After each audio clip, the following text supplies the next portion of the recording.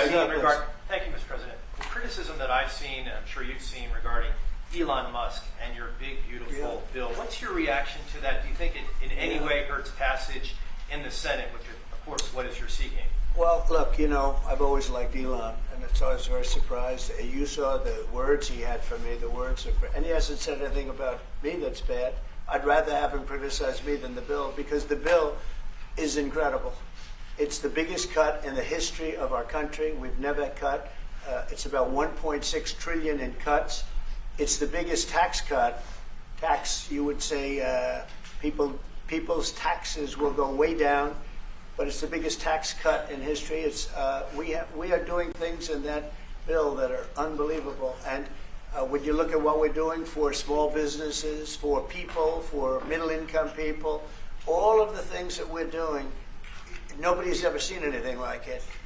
And, Elon's upset because we took the EV mandate, and, which was a lot of money for electric vehicles.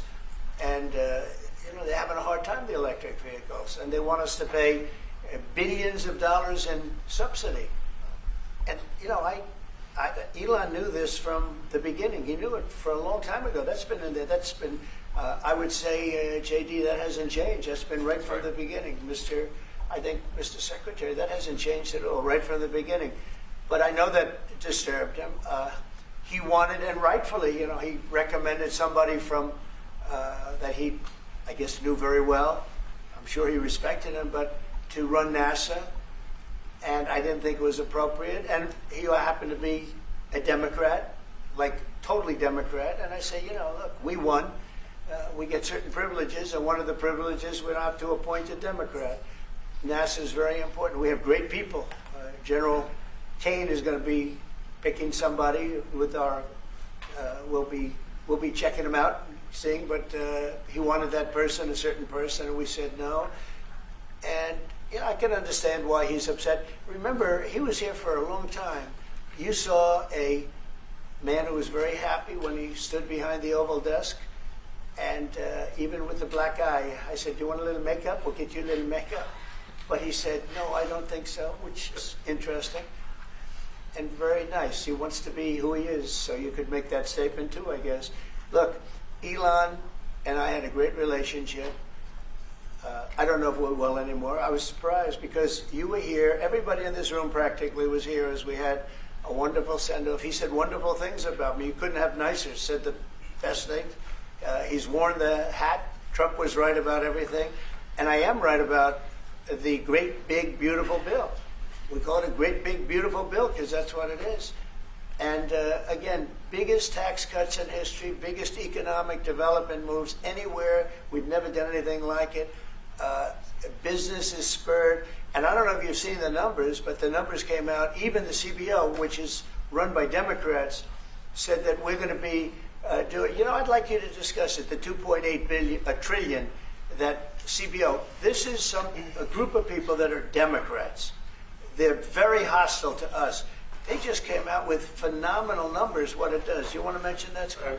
Yes, sir. So what we've seen is we keep hearing from the CBO that there's going to be a large deficit from the bill, which we disagree with, but using the CBO scoring, they came out and scored the tariff revenue. We think it'll be the minimum of 2.8 trillion over the 10-year window, which actually puts the bill in surplus if you include the tariff revenue, which they won't do. It gives you a tremendous surplus, but we're not allowed to use that. For some reason, they say scoring. Nobody knows what scoring means. Maybe a couple of people, but nobody.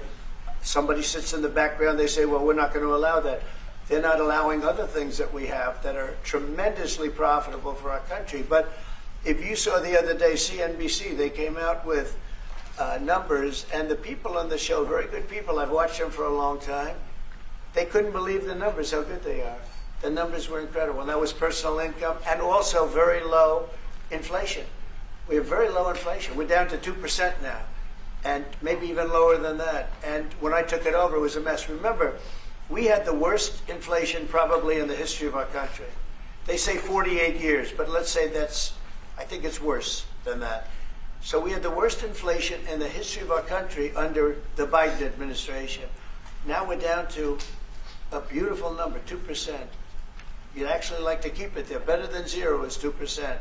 It's gone down maybe to 1, and 1% is like perfect. That's perfect. You don't want to have 0 for certain reasons that nobody is very interested to listen to. But we have almost perfect inflation. Grocery prices are down. Everything. Remember eggs? Eggs. We weren't going to buy another egg for the next 20 years. They were so expensive, right? Remember? You guys all hit me about eggs. Eggs have come down 400%. Everybody has eggs now. They're having eggs for breakfast again. But if you look at gasoline, very important. I think always the most important because it's the energy is the biggest factor. That's what happened. He screwed up our energy policy, and everything went up because energy went up. But now energy is way down, and they have states where you're at $1.98 a gallon for gasoline. So the costs have come way down, and one of the things I ran on was that. I ran on the border. We have the best border in the history of our country, 99.99%. It was last week, 3 people came in, 2 of them for medical reasons. We let them in because one of them had a heart attack. I think it was a nice thing to do, and one of them had something else. So we've never I had very good numbers for 4 years, but we really topped it. And I want to thank Christie and Tom Holman. They've done a fantastic job. But nobody mentions that anymore. Remember, a few months ago, the border was a total disaster. People were coming in by the hundreds of thousands of people a day, a week, a month. I mean, we had a month, 2 million people came in 1 month. The border was being overrun, and a lot of bad people, criminals, murderers, drug dealers. We had some of the worst people in the world coming in from all over the world. It's totally closed. And you know what? People are coming into our country, but they're coming in legally. So we've done a great job. Elon knew that. Elon endorsed me very strongly. He actually went up and campaigned for me. I think I would have won. Susie would say I would have won Pennsylvania easily anyway, even if the governor ran, the real governor, not the governor from Minnesota, he's a sick puppy, that guy. That poor guy, I feel sorry for him. But they made a bad choice with him. But if you pick Shapiro or anybody else, I spoke to him recently about his house being set on fire, which was terrible. But if they picked him, I would have won Pennsylvania. I won it by a lot. But I'm very disappointed because Elon knew the inner workings of this bill better than almost anybody sitting here, better than you people. He knew everything about it. He had no problem with it. All of a sudden he had a problem. And he only developed the problem when he found out that we're going to have to cut the EV mandate because that's billions and billions of dollars.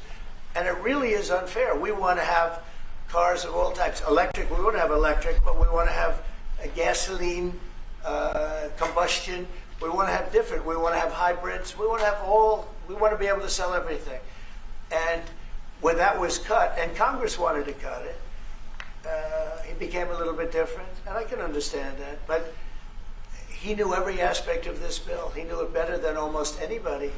And he never had a problem until right after he left. And if you saw the statements he made about me, which I'm sure you can get very easily, it's very fresh on tape, he said the most beautiful things about me. And he hasn't said bad about me personally, but I'm sure that'll be next. But I'm very disappointed in Elon. I've helped Elon a lot. Mr. President, I just want to clarify, did he raise any of these concerns with you privately before he raised them publicly? And this is the guy you put in charge of cutting spending. Should people not take him seriously about spending now? Are you saying this is all sour grapes? No, he worked hard and he did a good job. And I'll be honest, I think he misses the place. I think he got out there and all of a sudden he wasn't in this beautiful Oval Office, and he's got nice offices too. But there's something about this one. I was telling the Chancellor, this is where it is. People come in here, even from Germany. They come in and they walk into the Oval Office, and it's just a special place. It's World War I, it started and it ended here, and World War II, and so many other things. Everything big comes right from this beautiful space. It's now much more beautiful than it was 6 months ago. A lot of good things are happening in this room, and I'll tell you, he's not the first. People leave my administration and they love us, and then at some point they miss it so badly, and some of them embrace it and some of them actually become hostile. I don't know what it is. It's sort of Trump derangement syndrome, I guess they call it, but we have it with others too. They leave and they wake up in the morning and the glamour's gone, the whole world is different, and they become hostile. I don't know what it is. Someday you'll write a book about it, you'll let us know. Yeah.